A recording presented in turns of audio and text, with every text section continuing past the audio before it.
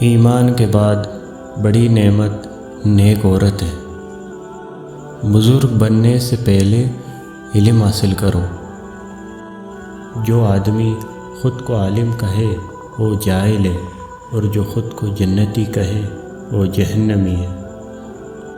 سلام کرنا، مجلس میں دوسروں کے لیے جگہ چھوڑنا اور مخاطب کو بہترین نام سے پکارنا محبت کو بڑھاتا ہے۔ تم نے لوگوں کو اپنا غلام کیوں بنا لیا ہے، حالانکہ ماؤں نے تو انہیں آزاد جنا تھا۔ اللہ تعالیٰ اس شخص پر رحمت فرمائے جو مجھے عیب سے آگاہ کرتا ہے۔ بدخو کی دوستی سے اعتراض لازم ہے، کیونکہ اگر بھلائی بھی کرنا چاہتا ہے تو بھی اس سے برائی سرد ہوتی ہے۔ جو عیب سے واقف کریں وہ دوست ہیں، اور تعریف کرنا گویا ذبح کرنا ہے۔ ہنسنے سے عمر کم ہوتی ہے اور روب داب ختم ہو جاتا ہے۔ کم بولنا حکمت، کم کھانا صحت، کم سونا عبادت، اور عوام سے کم ملنا عافیت ہے۔ بڑھاپے سے پہلے جوانی اور موت سے پہلے بڑھاپا غنیمت شمار کر۔ راگ اور نوحے دو بدترین آوازیں ہیں۔ ہم حرام کے خوف سے نوح سے حلال بھی ترک کر دیتے ہیں۔ دنیا کی عزت دولت سے ہے اور آخرت کی عزت اعمال سے ہے۔ قرض دینا سخاوت کی علامت ہے، اور عاجز مند کو بطور احسان دینا کنجوسی ہے۔ جو شخص خود کو حقیر سمجھتا ہے وہ دوسروں کی نظر میں معزز ہوتا ہے۔ کسی قوم سے مقابلے کے وقت یہ نہ دیکھو کہ اس کے اخلاقی خرابیاں تمہاری خرابیوں سے زیادہ ہیں، بلکہ یہ دیکھو کہ تمہاری اخلاقی خوبیاں اس سے کتنی زیادہ ہیں۔ اس میں کامیابی کا راز ہے۔ اگر کسی کی وجاہت کے خیال سے قانون کا پلڑا اس کے حق میں جھک جائے تو اللہ کی بادشاہت اور کسر و کسرہ کی حکومت میں کیا فرق ہوا؟ جب حاکم بگڑ جاتا ہے تو رعایا بھی بگڑ جاتی ہے۔ سب سے بدبخت حاکم وہ ہے جس کے سبب رعایا بگڑ جائے۔ خلیفہ اس وقت تک گیہوں کی روٹی کھا سکتا ہے جب اسے یقین ہو جائے کہ رعایا میں ہر ایک کو گیہوں کی روٹی مل رہی ہے۔ کسی کے لیے یہ زیبا نہیں کہ ہاتھ پر ہاتھ دھرے بیٹھا رہے اور دعا کرے کہ اے خدا رزق دے۔ خدا آسمان سے سم و وزر کی بارش نہیں کرتا۔ لوگوں کے ساتھ اچھی طرح سے پیش آنا عقل کا نصف حصہ ہے۔ اپنے معاملے میں مشورہ ان لوگوں سے کرو جو اللہ سے ڈرنے والے ہیں۔ حکومت کے منصب کے لیے ایسا شخص سب سے زیادہ موزوں ہے کہ جب وہ اس منصب پر فائز نہ ہو تو قوم کا سردار نظر آئے، اور جب اس پر فائز ہو جائے تو انہی میں سے ایک فرد معلوم ہو۔ جب حلال و حرام جمع ہو جائیں تو حرام غالب ہوتا ہے، چاہے وہ تھوڑا سا ہی کیوں نہ ہو۔ آدمی کے نماز روزے کو نہیں بلکہ اس کی دانائی اور راست بازی کو دیکھنا چاہیے۔ اپنے فکر و عمل، شجاعت و مردانگی، تحمل و بردباری، انصاف پسندی اور ہر قسم کے طرز سلوک میں نمایاں دکھائی نہ دے، انہیں اپنا حاکم ہرگز منتخب نہ کرو۔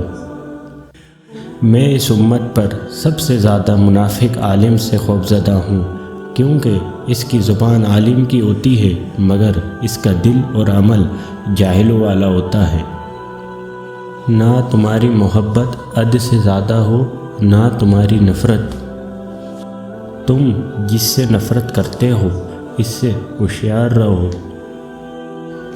مجھے سامنے والے کے سوال کرنے سے اس کے عقل کا اندازہ ہو جاتا ہے۔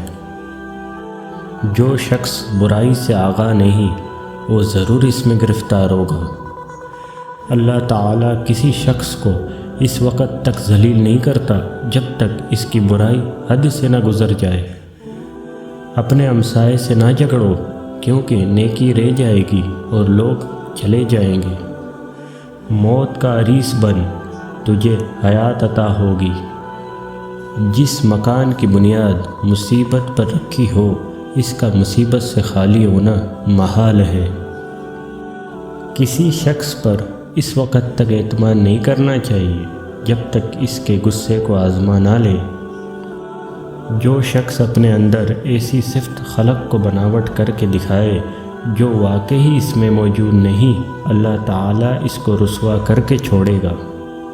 اگر صبر و شکر دو ہونٹ ہوتے تو مجھے سوار ہونے کے لیے ان میں سے کسی ایک کی ترجیح کی ضرورت نہ پڑتی۔ زبان سے تیز تیز توبہ کرنا جھوٹوں کی توبہ ہے۔ یہ ایسی توبہ ہے جس سے توبہ کرنا ضروری ہے۔ سب سے زیادہ سخی وہ ہے جو ایسے شخص کو دے جس نے اسے محروم رکھا۔ اپنے زیر کفیل لڑکیوں کو بدصورت اور حقیر مردوں کے پلے نہ باندھو، وہ تمہاری طرح اچھے ساتھی پسند کرتی ہیں۔ انسان صوم و صلوات سے نہیں بلکہ معاملات سے پہچانا جاتا ہے۔ آخرت کے معاملات کے سوا ہر معاملے میں توقف کرنا بہتر ہے۔ بدکاری کی کثرت سے زمین میں فساد و زلزلہ آتا ہے اور حکام کے ظلم و ستم سے قید سالی واقع ہوتی ہے۔ جس عالم کو دیکھو کہ دنیا سے محبت رکھتا ہے تو دین کے معاملے میں اس پر اور اعتبار نہ کرو۔ اللہ اس کا بھلا کرے، عیب مجھے تحفے میں بیچتا ہے، یعنی مجھے مطالعہ کرتا ہے۔ صرف وہی کام کرو کہ اس کام کے وقت تمہیں کوئی دیکھ لے تو تم کو ناگواری نہ ہو۔ جو شخص خود کو مقام تہمت سے الگ نہیں رکھتا، وہ بدگمانی کرنے والوں پر ملامت نہ کرے۔ مقدمات کا فیصلہ جلد کرنا چاہیے، ایسا نہ ہو کہ دیر کے سبب انصاف کی افادیت ہی ختم ہو کر رہ جائے۔ توبہ کے تکلیف سے گناہ کا چھوڑ دینا زیادہ آسان ہے۔ اپنی مجلس میں لوگوں کو برابری کا درجہ دو تاکہ کمزور آدمی تمہارے انصاف سے نا امید نہ ہو جائے اور عہدوں والے اس سے ناجائز فائدہ نہ اٹھا سکے۔ لوگوں کے معاملات وہی سنوار سکتے ہیں جو اپنے ارادے کے پکے ہوں اور کسی سے دھوکہ نہ کھائیں۔ حسن و اخلاق اور پاکیزگی کردار کا معیار یہ ہے کہ لوگوں کے ساتھ تمہارے معاملات کیسے ہیں۔ اپنے ماتحتوں کے لیے ایسے بن جاؤ جیسے اگر تم خود ماتحت ہو تو اپنے امیر کو ویسے ہی دیکھنا چاہو۔ کبھی کسی بے قصور کو نہ مارنا کہ وہ ذلیل ہو جائے، اور کبھی کسی کی بے جان تعریف نہ کرنا کہ وہ غرور سے اکڑ جائے۔ مومن نہ کسی کو دھوکہ دیتا ہے اور نہ کسی سے دھوکہ کھاتا ہے۔ شریف کی شناخت یہ ہے کہ جب اس کا مقابلہ کمزور سے پڑے تو اپنے آپ کو پیچھے ہٹا لے۔ جو نیک عمل دنیا میں کرو گے اس کا پھل آخرت میں ملے گا۔ خدا نے طے کر دیا ہے کہ کچھ لوگ قتل ہوں گے اور کچھ طبعی موت مریں گے۔ بڑے خوش نصیب ہیں وہ جو خدا کی خاطر قتل ہو۔ اپنے مردوں کو بیری کے پتوں اور پھلوں کے آب جوش سے غسل دیا کرو۔ اپنی اولاد کو تیرنا اور گھڑ سواری سکھاؤ اور اچھی اچھی مثالیں اور اچھے شعر یاد کراؤ۔ لا حول ولا قوت کا ہمیشہ درود رکھو۔ جو خدا کی رہنمائی چاہتا ہے خدا اس کا دل اسلام کے لیے کھول دیتا ہے۔ اہل کتاب اپنی باتوں کی بدولت تباہ ہوئے کہ انہوں نے اپنے پیغمبروں کی یادگاروں کو عبادت گاہ بنا لیا تھا۔ جو شخص اپنا راز چھپاتا ہے وہ اپنا راز اپنے ہاتھ میں رکھتا ہے۔ فتح و شکست کا دار و مدار فوج کے کم یا زیادہ ہونے سے نہیں ہوتا، خدا کے مدد سے ہوتا ہے۔ مجھے مسلمانوں کی تنگ دستی یا افلاس کا بالکل ڈر نہیں ہے۔ ڈر تو اس بات کا ہے کہ وہ کہیں دولت کی کثرت سے مغرور ہو کر تباہ نہ ہو جائیں۔ قاضی کو اس بات کی اجازت نہیں ہونی چاہیے کہ وہ اپنی ملازمت کے دوران کوئی دوسرا کام کرے۔ جب تک تم کو صحیح فیصلہ نہ سوجے، فریقین میں سمجھوتہ کرانے کی کوشش کرو۔ انصاف اگرچہ نرم نظر آتا ہے، مگر اس میں ظلم و باطل مٹانے کی بے پناہ قوت ہے۔